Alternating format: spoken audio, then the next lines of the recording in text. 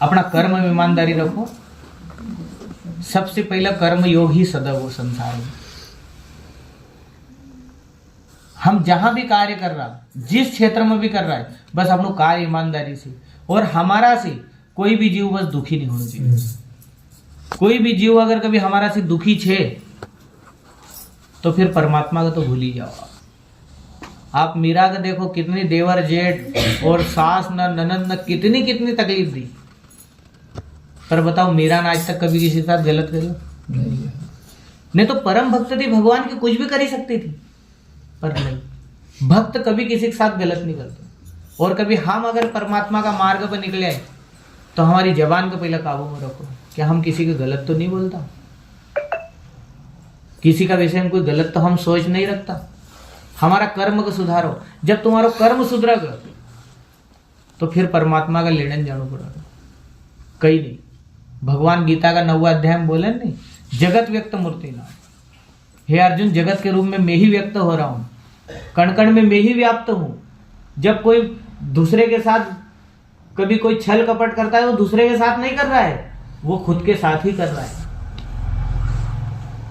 केवल शरीर से यहाँ भिन्नता छे, बस शरीर से आप अलग छे, आप अलग छे, आप अलग छे, पर आत्मा का मिले देखो सब एक छे। कबीरा कुआ एक है, पणिहारिया ने, ये बर्तन भांडे सबके न्यारे, पर जल सब में एक। तो आत्म रूप से परमात्मा सब में एक ही बैठे है, बस केवल शरीर से सब अलग अलग है, कि वो अलग है, वो अलग है, वो अलग है, वो अलग है, और बस एकाज में तो सब सारा उलझे है। इसलिए जब ज्ञान की दृष्टि होएगा तो सातवीं भक्ति बताओ नहीं, सातों मोहे समझक देखा, मोते अधिक संत कर लेगा। सातों मोहे समझक देखा, भक्त की यह दृष्टि भी जाएगा कि सब में परमात्मा और एक समान देखने लग जाएगा। बस यह आखिरी स्थिति थी, और यही ज्ञान की पराकाष्ठा है कि जब सब में परमात्मा देखेगा तो फिर न किसी से द्वेष रहेगा, न राग रहेगा, न किसी से हम दुश्मनी करी सकता, न किसी से हम प्रेम करी सकता, न लगाव लगे सकता। सब में हमारो ही स्वरूप देखाएगा। इसलिए कर्म में ईमानदारी रखो। ज्ञान में आप जाए जितना उच्च स्तर का हो जाओ, कोई काम की बात नहीं। भक्ति का आप जितनी उच्च स्तर की कर लो, कोई काम की बात नहीं है। लेकिन अगर कर्म अगर कभी आपको ज्ञान, भले आप पराकाष्ठा पहुंचेगा ज्ञान की, लेकिन कर्म नहीं आपको सदैव नहीं। कर्म से बताओ, घर वाला दुखी है तुम्हारा से पत्नी दुखी है, बच्चा दुखी है, तुम जा रोज वहां दुखी है तुम्हारा से, तुम जहाँ काम कर रहा हो वहां भी तुम्हारा से सब हर कोई दुखी है, तो बताओ तुम्हारा कर्म तो सदैव ही नहीं है। और सुबह से खूब बैठी ना, हम 1-1, 2-2 घंटा भगवान को खूब भजन भी करा, माला भी हुआ। अरे माला लेने की नहीं आवश्यकता है हाथ में, कोई जरूरत नहीं है। बस व्यक्ति केवल अपना कर्म को सुधार ले। कर्म अगर कभी, अभी राम जी बाबा जिनको मंदिर यहाँ, राम जी बाबा घटना आपने सुनी है होशंगाबाद, दिन रात कर्म में ईमानदार, बस तंबाकू को व्यापार करता था। कोई भी आवत बोले भैया तू ही तोली ले जा, कोई 1 किलो के आप 10 रुपया रखा और 20 की तोली कर ली जाए और 10 रुपया रखी न जाए।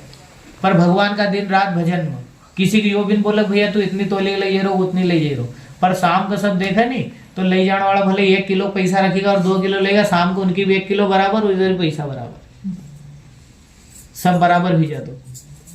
तो जो कर्म में जो कर्म योगी रहे फिर भगवान सहायता करे। अर्जुन कर्म योगी छे, जब तो भगवान ने रथ घेर्यो अर्जुन को, अर्जुन कर्म योगी छे, और जो कर्म योगी छे वो की तो भगवान सहायता करेगा ही करेगा। देखो हरिश्चंद्र कर्म योगी छे, नल और दमयंती कर्म योगी छे, राजा मोरध्वज कर्म योगी छे, सब जितना भी कर्म योगी छे। हमारा कर्म में ईमानदार रहो। हमको मालूम है हमारो पति अगर 9 बजे जाई रोज यहाँ से तो 9 बजे टिफिन बनाने दे दो। हमारा सास ससुर छे, आप उनकी सेवा करो। देखो आप कुछ दिन का बाद आपको लगेगा कि भगवान हमारे साथ रहने लग गए। कर्म में ईमानदारी रखो। कोई मतलब नहीं है माला फेरने से, आप नहीं भी माला फेरोगा जब भी परमात्मा मिल जाएगा, पर कर्म में ईमानदारी रखो। हम जिस घर में गया, कोई हमारी सास हमारा से दुखी छे, पड़ोस में जाए हमारी बुराई करे, ससुर हमारा से दुखी छे, बोले यो कहां को जीवन तुम्हारो, यो जीवन कोई काम को नहीं है। कर्म में ईमानदारी रखो। बस कर्म में ईमानदार छे तो परमात्मा का 3 बार सहायता का, मत किसी से मांगो, कभी अगरबत्ती मत लगो जो दिया बत्ती भगवान का सामने। बस कर्म ईमानदारी से करो और छोड़ दो सब ऊपर। देखो साथ कसी नहीं दे, मीरा की साथ दी, सबरी को जंगल जंगल ढूंढते हुए चली गो, एक दिन अपन कभी ढूंढते हुए आई जाएगा, लेने जाने की जरूरत थोड़ी होगा। कर्म में ईमानदारी रखो बस। और हम जैसा सांसारिक जीवन के लिए हमारा कर्म ज छे, कई जन्म की यात्रा छे, जन्म जन्म मुनि जतन कराई, अंतराम कहीं आवत नहीं। लेकिन जब कोई महापुरुष को सानिध्य मिल जाए तो यह कई जन्म की यात्रा एक जन्म में खत्म हो जाए, एक जन्म में। और हमारा लक्ष्य ये होना चाहिए कि कई जन्म की यात्रा, मनुष्य जन्म बड़ो दुर्लभ है, सो आवा नहीं तो यो पल नहीं आवा पावनो, यानी आज पावनो छे इसी पल का पाई लो और आज समझी जाओ।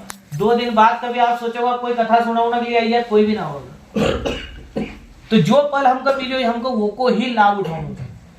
आज भोजन बनेल छे तो आज कर लो। तुम कभी सोचोगा कि नहीं अभी हमको भूख नहीं है, हम तो 2-4 घंटा बाद भी सका, 2-4 घंटा बाद वो भोजन नहीं रहे, फिर कहां से भूख मिटा होगा। आज छे तो मिटे ही ये जीवन छे, जब तक समझी जाओ कि भाई बिनु सत्संग विवेक न हुई, बिना सत्संग को विवेक जीव को कभी हुई नहीं सकतो। और कथा न कभी कल्याण कर ही नहीं सकती।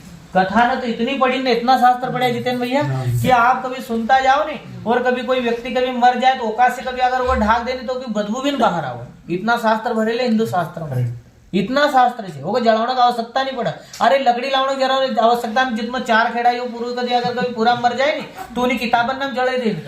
इतना ग्रंथ है हिंदू धर्म में। तो कहाँ तक पढ़ोगा, कहाँ तक ही करोगा। कोई समझाने वाला मिली जाएगा नहीं तो पार हो जाओगा, नहीं समझाना तो इनका पढ़ी पढ़ी न मरी जाओगा। कहाँ तक पढ़ोगा। कथा न से सब पूरा भरायल छे। और जो विशाल, जिनकी विशाल बुद्धि, व्यासो विशाल बुद्धि है। स्कंद पुराण कह रही भाई व्यास की विशाल बुद्धि, जिन्होंने महर्षि वेद व्यास जिनने सारा ग्रंथ लिखा है, उनकी विशाल बुद्धि छे।